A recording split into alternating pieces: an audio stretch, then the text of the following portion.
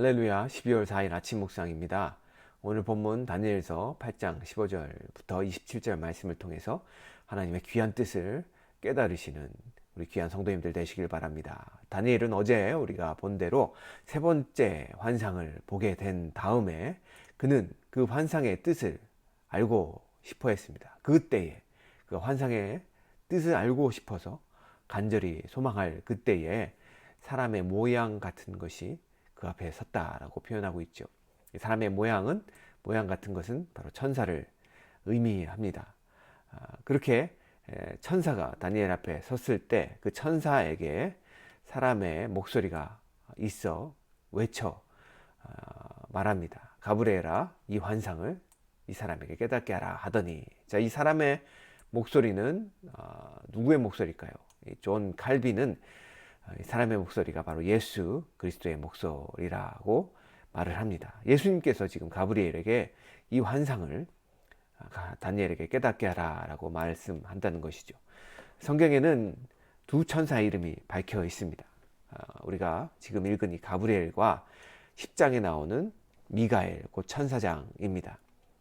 그리스도의 명령을 받은 이 가브리엘은 다니엘에게 접근을 합니다. 17절 말씀입니다. 그가 내가 선 곳으로 나왔는데 그가 나올 때 내가 두려워서 얼굴을 땅에 대고 엎드림에 그가 내게 이르되 인자야 깨달아 알라. 이 환상은 정한 때 끝에 관한 것이니라. 자, 하나님의 거룩한 전령 앞에서 이 다니엘은 두려워서 얼굴을 땅에 대고 엎드렸다라고 표현하고 있습니다.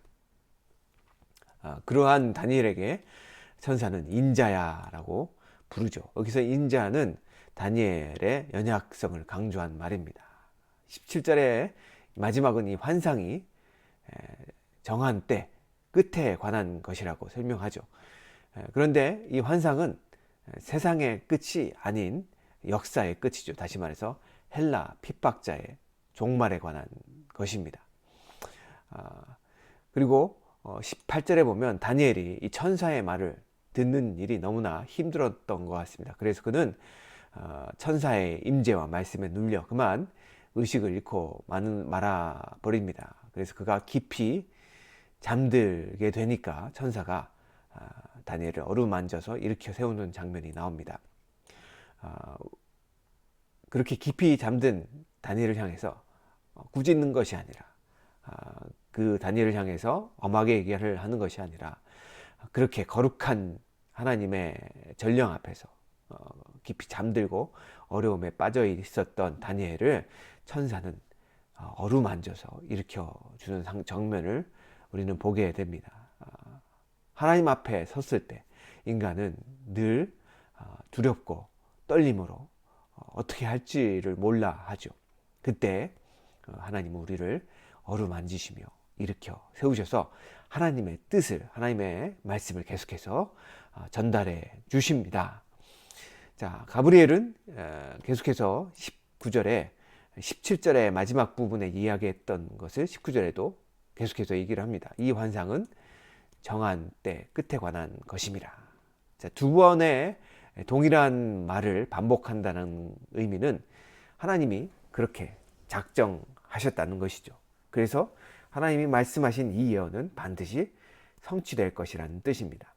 20절에는 다니엘이 본 환상의 의미에 대한 설명이 20절부터 계속 나오죠. 20절에는 이 수장에 대한 의미가 나옵니다. 수장은 메데와 바사 왕들을 의미한다고 얘기를 하고 있고요.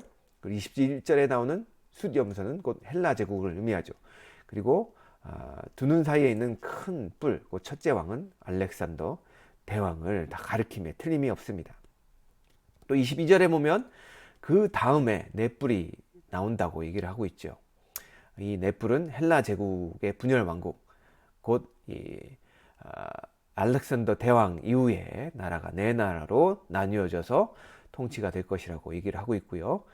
그 네 나라의 통치가 끝날 즈음에 이제 작은 뿔이 돋아나게 될 것입니다. 따라서 이 본문의 환상을 세상의 종말에 관한 계시로 본다면 그것은 천사의 입에서 나온 신령한 해석을 무시하는 잘못된 해석이 될 것입니다. 자, 계속해서 23절부터 25절에 서술된 이 작은 뿔, 다시 말해 이 안티오쿠스 4세 에피파네스에 대한 도래에 대해서 함께 알아보겠습니다. 23절에 보면 이 내 나라 마지막 때에 반역자들이 가득할 즈음에 한 왕이 일어난다라고 얘기를 하고 있죠. 그 얼굴은 뻔뻔하며 속임수에 능하다라고 표현하고 있습니다. 이 한 왕은 에피파네스를 의미하죠. 그를 표현하는 형용사가 뻔뻔하며 속임수에 능하다라고 표현하고 있습니다.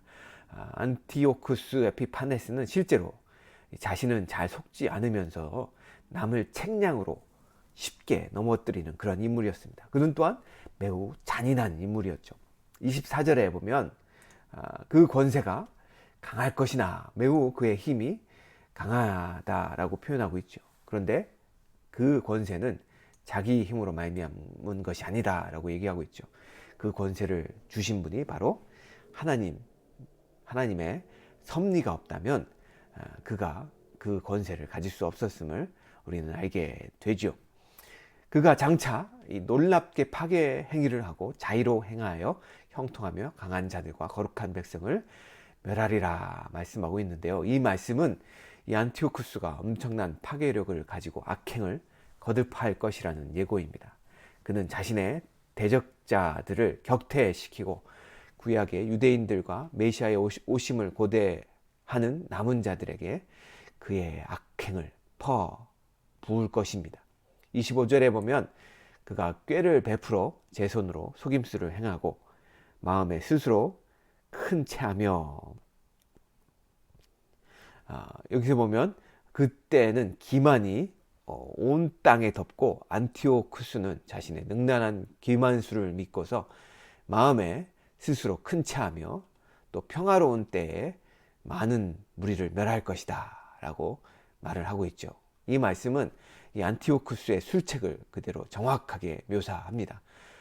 역사에 보면 그는 수많은 사람들에게 호의를 베풀고 또 상대방이 믿게 만들어서 그들을 방심하게 만드는 틈을 타서 그들의 뒤를 덮치는 그런 묘책에 능한 자였습니다. 또 그는 스스로 서서 이 만왕의 왕을 대적할 것이나 다시 한번 이 작은 뿔이 하나님을 공연하게 대적한다는 것이 예고되어 있습니다. 하지만 25절의 마지막은 이렇게 말하죠. 그가 사람의 손으로 말미암지 아니하고 깨지리라. 다시 말해서 안티오쿠스는 사람으로부터 멸망당하는 것이 아니라 하나님의 손으로부터 제거된다라는 것이죠. 역사에서도 이 안티오쿠스가 갑자기 죽게 되는데 지금도 그 이유에 대해서 알 수가 없습니다. 여러분 사랑하는 여러분, 느부갓네살의 꿈에 나온 형상을 깨뜨리는 것도 사람의 손으로 하지 아니하였다고 되어 있습니다. 벨사살의 운명을 선포한 것도 손이 없는 손가락들이 나와서 그렇게 했습니다. 하나님의 손을 보이지 않는 손이라고 일컫습니다.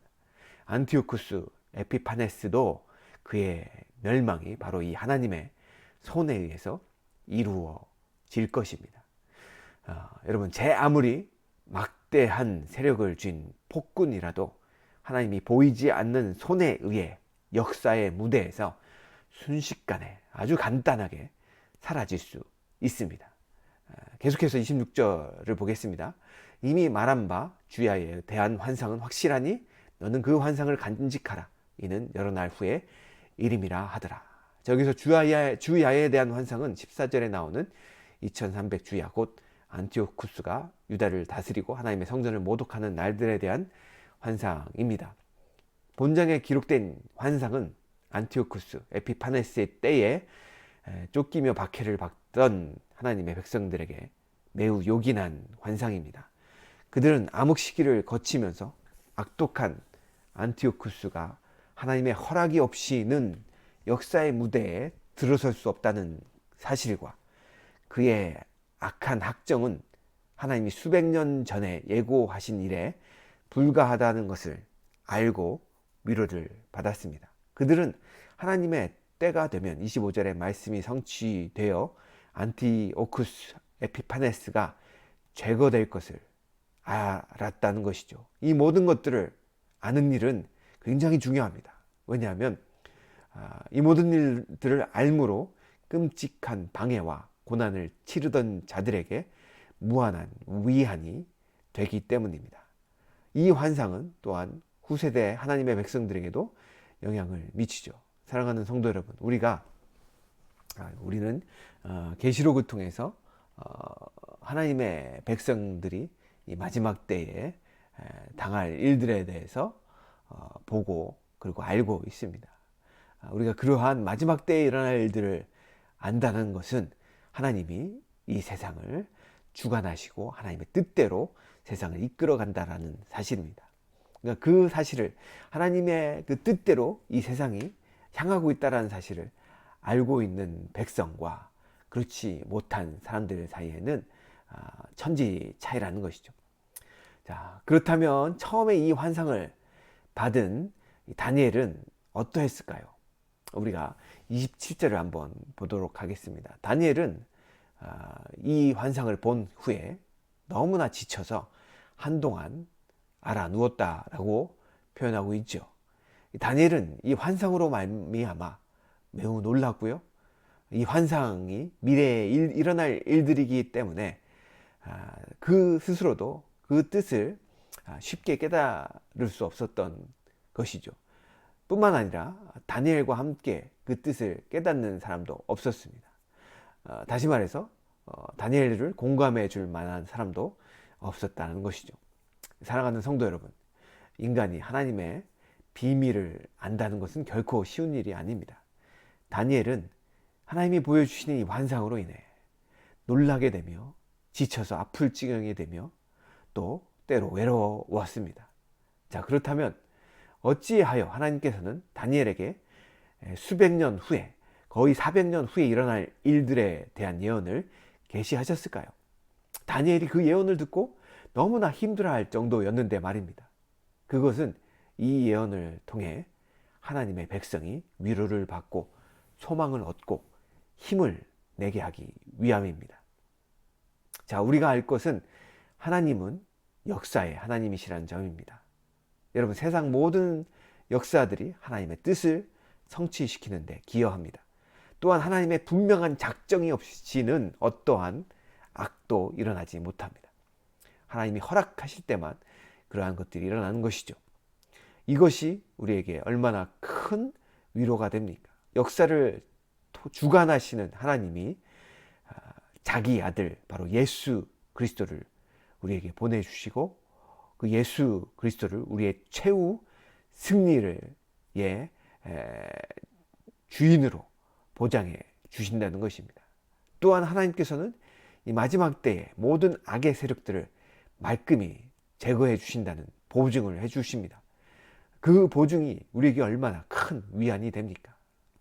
반면에 그런 하나님을 대적하는 사람은 얼마나 어리석은 사람일까요?